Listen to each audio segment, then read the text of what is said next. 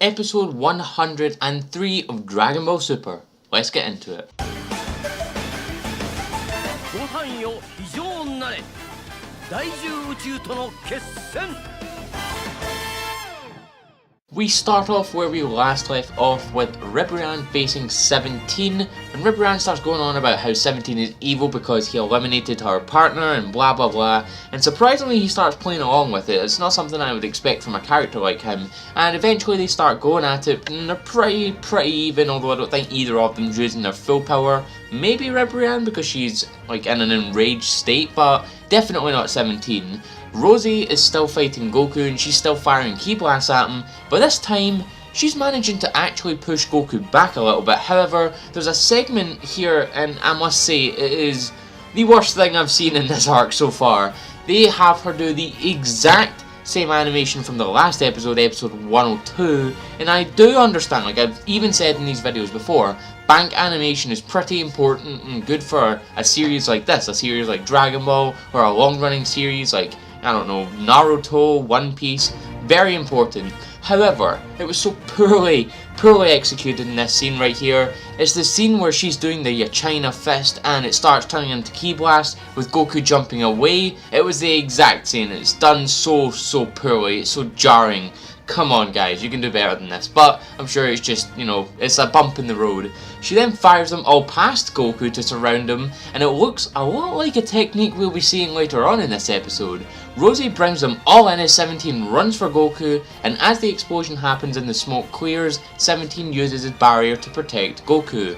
Ribrianne and 17 start going at it again, and Rosie fires blasts at Goku, with Goku finally starting to really get a feel for her fighting style. And it's funny because he says, like, I don't know what he says exactly, but I think he says, I'm getting used to your fighting style, or your fighting style was worth studying, or something like that, which is exactly what 17 said the last episode for Kakunsa, which is very funny. He uses the instant transmission to get behind Rosie and places a bunch of ki orbs around her, and then blasts her away with one massive ki blast right to the edge of the arena. Ribrianne jumps in as 17 goes side by side with Goku about to eliminate them both. However, just in the nick of time, the man, Jimmy's, or the Yard Rat from Universe 2, appears using the instant transmission to get them out of that situation, leaving Goku and 17 by themselves, and they go off to do their own thing. We then switch to another big fight of the episode as Gohan and Piccolo approach Botamo. Gohan immediately goes right in for the hits, however, as we know, attacks do not faze Botamo at all, and Goku jumps next to Piccolo. He's like, you know, I'm gonna watch this fight with you just to see how Gohan's doing, and we find out what Gohan's strategy is in this fight, because Goku told Gohan, you know, his fight with Botamo, and he told him about all the different techniques that Botamo did with Goku.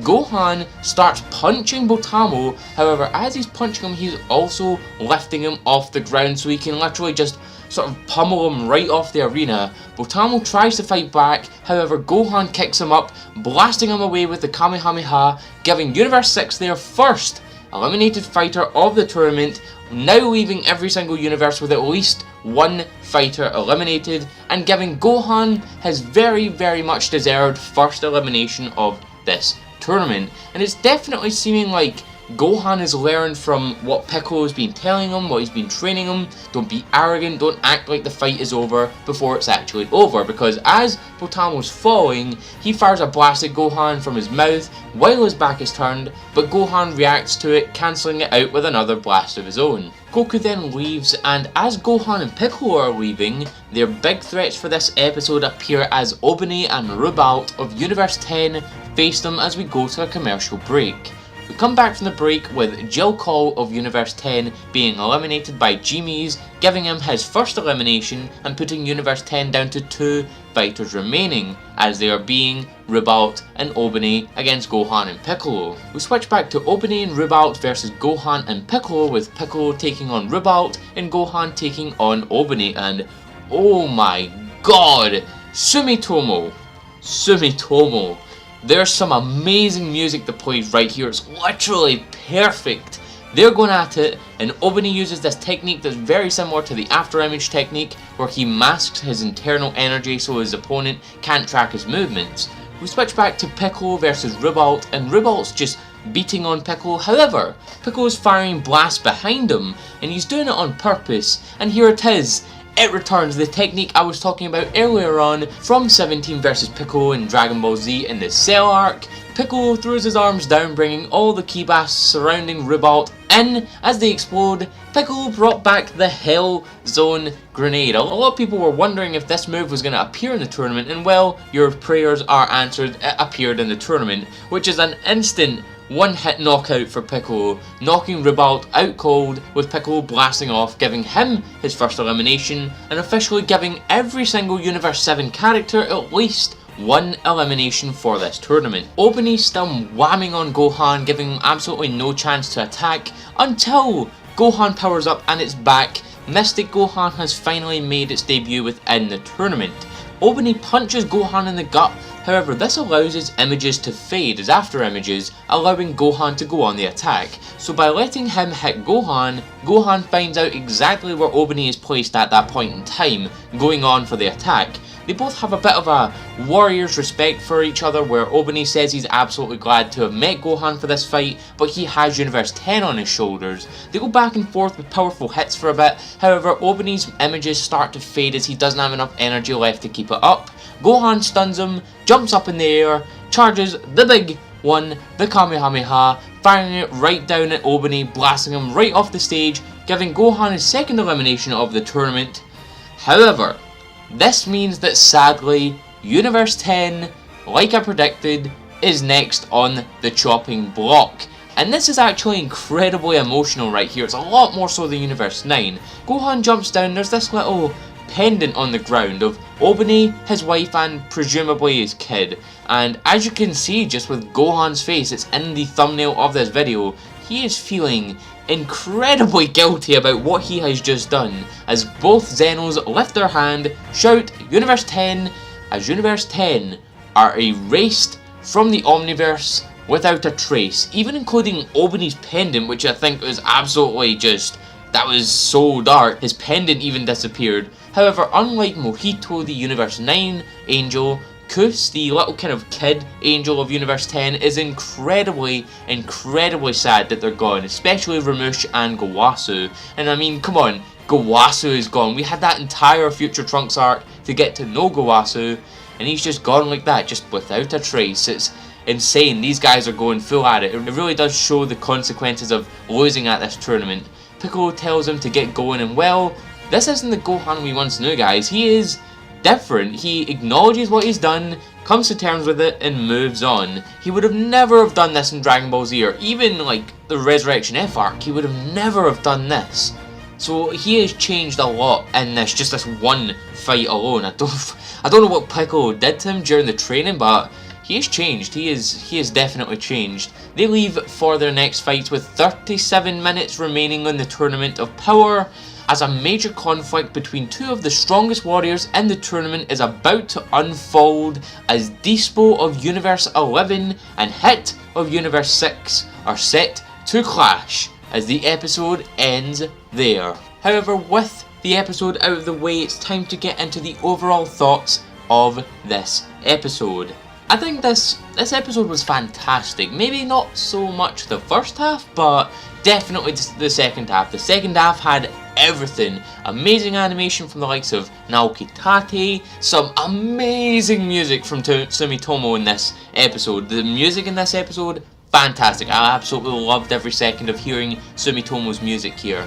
The character development, Gohan is a changed man after this episode. He has changed a lot. Like I said, I don't know what Piccolo did to him, but he's so different. He acknowledges what he's done and moves on, instead of like even maybe like Buark Gohan. He would have done what he just did, and that would have basically screwed him mentally for the rest of the tournament. He would be completely screwed. So I think it's fantastic that Gohan's, learning from his mistakes in the past. He is learning to mentally adapt towards this tournament. He knows what's at stake, not only for other universes, but for his universe's self. He's got Videl, Chi-Chi, Pan, Mr. Satan, everyone else back in Universe 7 on Earth right now. He's got all of them to sort of protect in this tournament.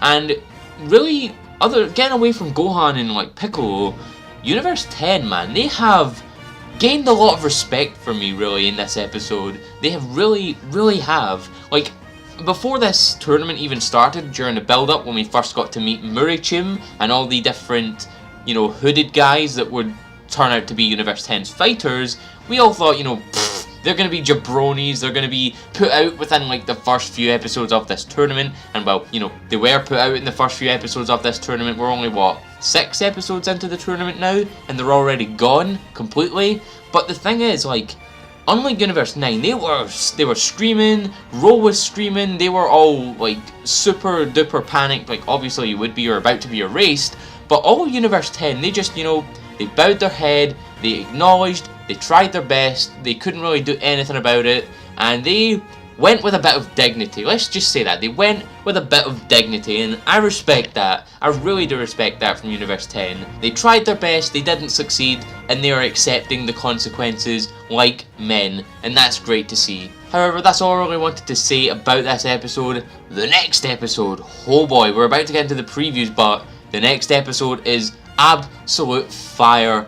No pun intended with the episode. So with that being said, with the overall thoughts out of the way, it's time to get into the previews. This episode is going to be fantastic. It's the episode that everyone has been waiting for ever since the end of the Champa arc, as we get into episode 104 entitled A Faster Than Light Battle, Goku and Hit's Joint Front. A big one, boys. Hit and Goku are finally, after what, at least 60 episodes, teaming up with each other. However, that's not the only big reveal of this preview. I'm sure you guys know what's happening with this episode if you've seen the spoilers, but a big return here. As we get into the previews, we see both Hit and Dispo, and Hit is incredibly beat up. We do know from a Jump preview that came out recently that Dispo has somehow, just like Goku during the Champa arc, found a way around the Tokitobashi and managed to counter it. We also see Khalifa and Champa looking a bit worried as if he got put out, but we get a huge reveal as Super Saiyan God Goku, the red-haired form, has returned to Dragon Ball Super. We have not seen this form since the Battle of Gods arc in the anime, however it has been prevalent in Toyotaro's manga. He stops Dispo from hitting Hit. We then see this odd scene where Kunch, the other fighter alongside Dispo, Toppo and Jiren, who will be starring in this episode alongside Dispo, has these different kind of whips like Vaughn had, or what I think, it looks like wires of some sort. It looks like they have this kind of sparkly red electricity look to them, and it also looks like in the next couple of scenes we see that it's maybe tampering with the Tokitobashi. It makes Hit use it uncontrollably. Either that or it's a way to sort of detect where Hit is moving within the Tokitobashi, almost like a kind of sonar radar of sorts. We then see Dispo punching Goku, however his flaming aura gets in the way. We also see Kunch holding Hit back with these wires or whips, so it might possibly be a way to hold back the Tokitobashi. Maybe Hit can't use it during like being around these whips or around these kind of wires, and maybe stops him from doing it. We get another shot of Dispo, then we get an extremely worrying shot of Hit right at the edge of the arena, as well as Jiren looking down on Hit and Hit looking back up. We get very quick shots of Hit and Dispo hitting Goku away as we get the title, A Faster Than Light Battle, Goku and Hit's Joint Front, with shots of Dispo and Hit squaring off against each other in the background, with the final shot being this badass face up with God Goku and Hit standing side by side ready to face both Kunch and Dispo as the previews end there. Extremely exciting episode going into next week. I think that it's got a possibility to surpass episode 101, the Kayla episode. That was a fantastic episode, but I think this episode is going to edge it. This episode's going to be a big episode. I cannot wait for it. Goku and Hit finally teaming up. You guys do not know how long I have wanted this. I've wanted this ever since the end of the Champa arc, and you know, the Hit arc stuff where Hit is sent to kill Goku by himself only sort of strengthened that taste and that want for seeing Goku and Hit team up with each other. So I'm glad that it's finally here. But if you guys liked the video, please leave a like and a comment in the comment section below. Do you think that Hit and Goku will be able to overcome Dispo and Kunch? And do you think that Dispo and Kunch will be eliminated, leaving both Toppo and Jiren as the final 2 members of Universe 11 left? Please share this amongst your friends, and if you could please hit the bell next to the subscribe button That way you get a notification every single time I upload. That way you'll get every single piece of content to you as it goes up. I've been AzureAce, and thank you for coming to the video.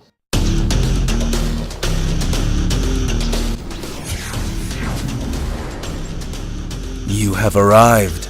I'm here to tell you that if you don't subscribe to AzureAce for Dragon Ball, Kingdom Hearts, and Pokemon TCG content, you will wander forever in the darkness of your heart.